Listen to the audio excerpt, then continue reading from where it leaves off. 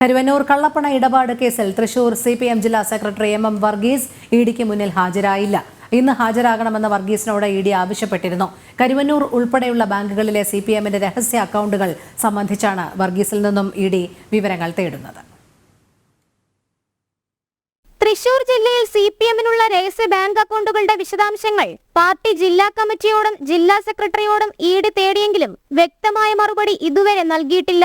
തുടർന്നാണ് തൃശൂർ CPM ജില്ലാ secretary MM വർഗീസിനോട് ഇന്ന് ഹാജരാകാനായി ഇഡി ആവശ്യപ്പെട്ടിരുന്നത്.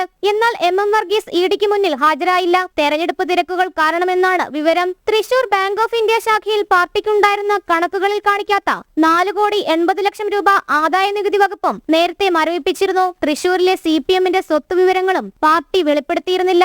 കണക്കുകൾ ആദായ നികുതി വകുപ്പിന് കൈമാറാത്തത് മനഃപൂർവ്വം അല്ലെന്ന മറുപടിയാണ് ജില്ലാ സെക്രട്ടറിയായ MM വർഗീസ് നൽകിയിട്ടുള്ളത്. ഇതിനിടെയാണ് ദുരൂഹ അക്കൗണ്ടുകളിൽ എൻഫോഴ്സ്മെന്റ് ഡയറക്ടറേറ്റിന് മുന്നിലും വ്യക്തത വരുത്താതെ CPM ഒളിച്ചു കളിക്കുന്നത്.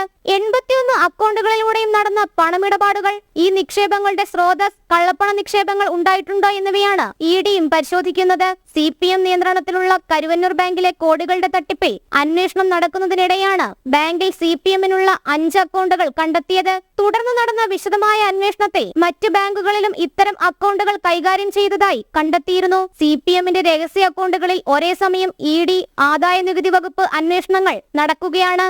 ജനം, കൊച്ചി.